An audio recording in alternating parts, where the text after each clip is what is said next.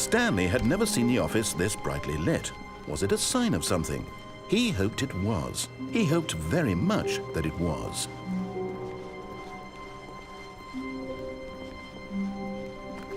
When Stanley came to a set of 2 open doors, he entered the door on his left.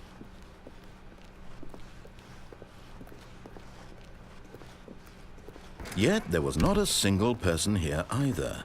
Feeling a wave of disbelief, Stanley decided to go up to his boss's office. Coming to a staircase, Stanley walked upstairs to his boss's office.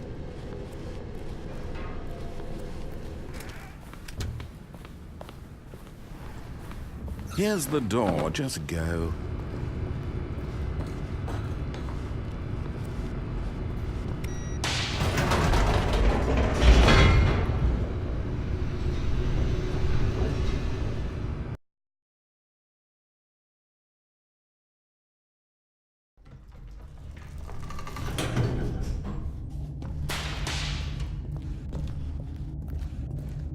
Stanley walked straight ahead through the large door that read Mind Control Facility.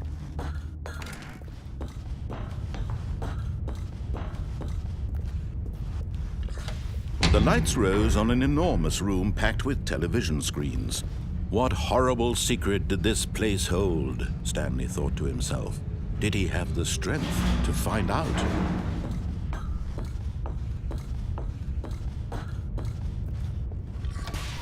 Now the monitors jumped to life, their true nature revealed. Each bore the number of an employee in the building, Stanley's co-workers. The lives of so many individuals reduced to images on a screen, and Stanley, one of them, eternally monitored in this place where freedom meant nothing. This mind control facility, it was too horrible to believe. It couldn't be true.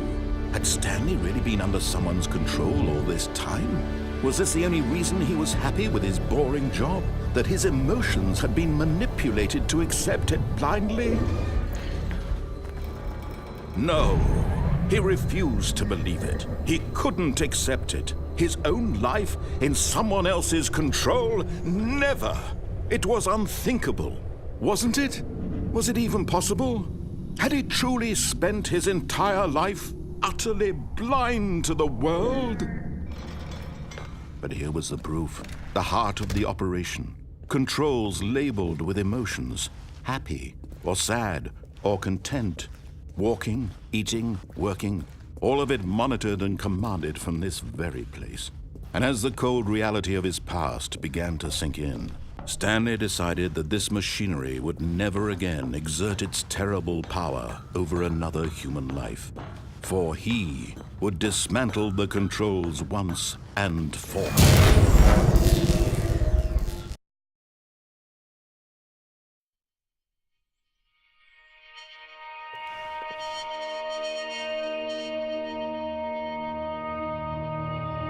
Blackness and a rising chill of uncertainty. Was it over? Yes!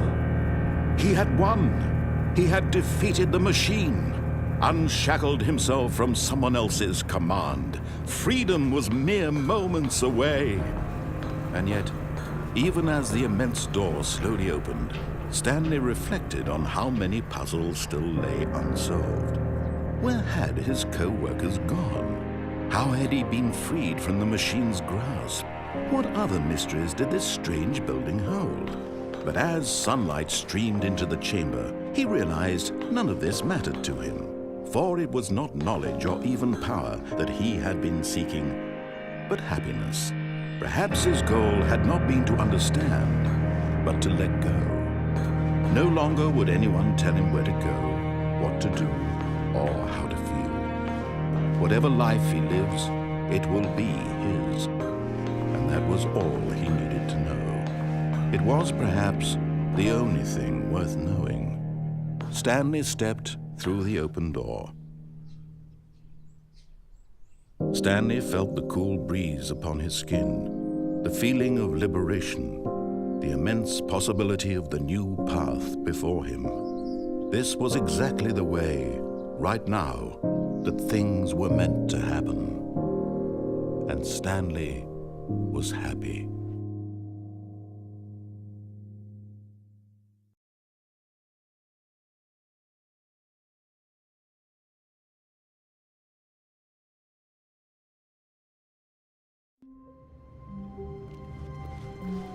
All of his co-workers were gone. What could it mean? Stanley decided to go to the meeting room. Perhaps he had simply missed a memo.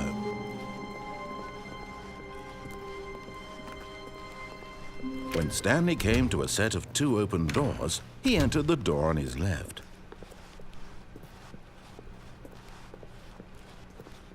Yet there was not a single person here either. Feeling a wave of disbelief, Stanley decided to go up to his boss's office. Coming to a staircase, Stanley walked upstairs to his boss's office. But Stanley just couldn't do it. He considered the possibility of facing his boss, admitting he had left his post during work hours. He might be fired for that. And in such a competitive economy, why had he taken that risk? All because he believed everyone had vanished. His boss would think he was crazy. And then something occurred to Stanley. Maybe, he thought to himself, maybe I am crazy. All of my co-workers blinking mysteriously out of existence in a single moment for no reason at all. None of it made any logical sense. And as Stanley pondered this, he began to make other strange observations. For example, why couldn't he see his feet when he looked down? Why did doors close automatically behind him wherever he went? And for that matter, these rooms were starting to look pretty familiar. Were they simply repeating?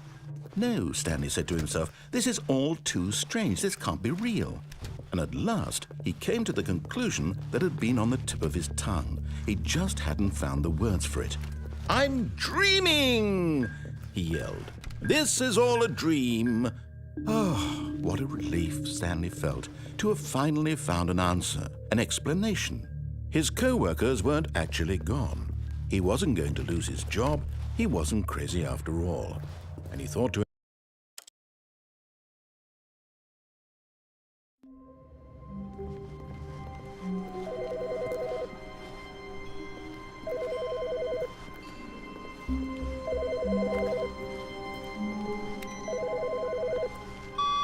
Hello. This is a recorded message scheduled either by you or a person in your place of work. The purpose of this message is to warn you about the dangers of recorded messages. If at any time you believe you are listening to a recorded message, please terminate it immediately and cease all flow of information from the recorded message into your perceptual sphere. Thank you, and have a pleasant day.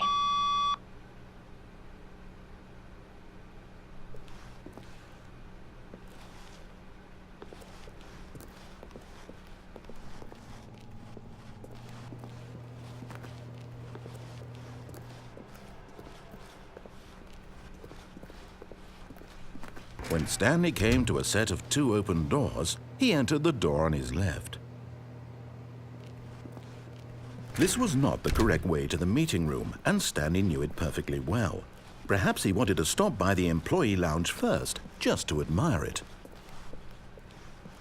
The lounge was sublime, a work of art. But eager to get back to business, Stanley took the first open door on his left.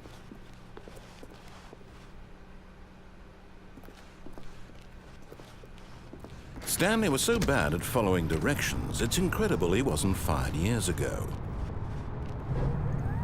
Look, Stanley, I think perhaps we've gotten off on the wrong foot here. I'm not your enemy, really, I'm not. I realize that investing your trust in someone else can be difficult, but the fact is that the story has been about nothing but you all this time. There's someone you've been neglecting, Stanley. Someone you What? Really? I was in the middle of something. Do you have zero consideration for others? Are you that convinced that I want something bad to happen to you? Why, I don't know how to convince you of this, but I really do want to help you, to show you something beautiful. Look, let me prove it. Let me prove that I'm on your side.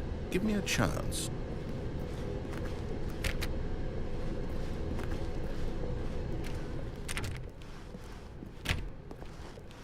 Now listen carefully, this is important.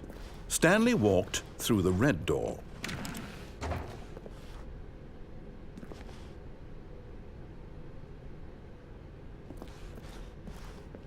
Oh, thank God you are willing to listen to me. Do you see that I really have wanted you to be happy all this time? The problem is all these choices. The two of us always trying to get somewhere that isn't here. Running and running and running, just the way you're doing right now. Don't you see that it's killing us, Stanley? I wanted to stop. We would both be so much happier if we just stopped. And I think I have a solution. Here, let me show you.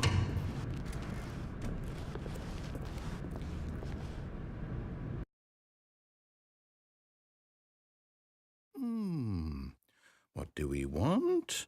What are we looking for?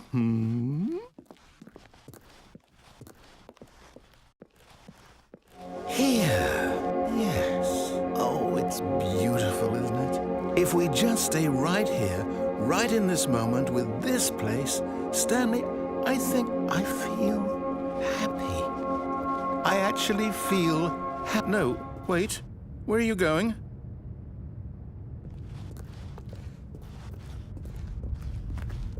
Oh, no. Stay away from those stairs. If you hurt yourself, if you die, the game will reset. We'll lose all of this. Please, no, Stanley, let me stay here. Don't take this from me.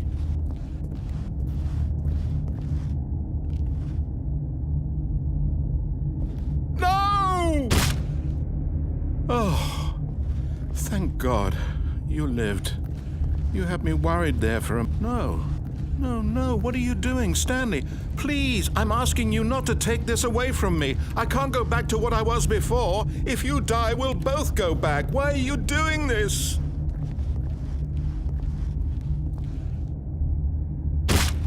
Stanley, let's go back to the other room. Can you do that for me? Yes, perhaps you can. Perhaps you finally see what I'm talking about. I know you'll see that we can't be happy if we leave this place. You can see that, can't you?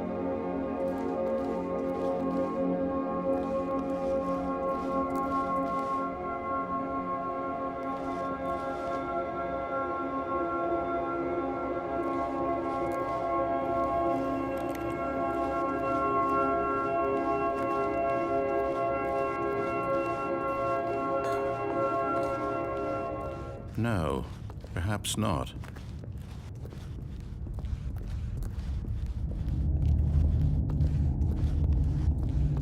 My God, is this really how much you dislike my game? That you'll throw yourself from this platform over and over to be rid of it? You are literally willing to kill yourself to keep me from being happy. Am I reading the situation correctly?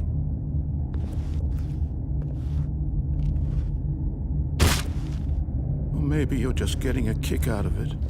I don't know anymore. I just wanted us to get along. But I guess that was too much to ask. It looks like you wanted to make a choice after all. Well, this one is yours. Is it over? It's going to restart, isn't it? I'm going back.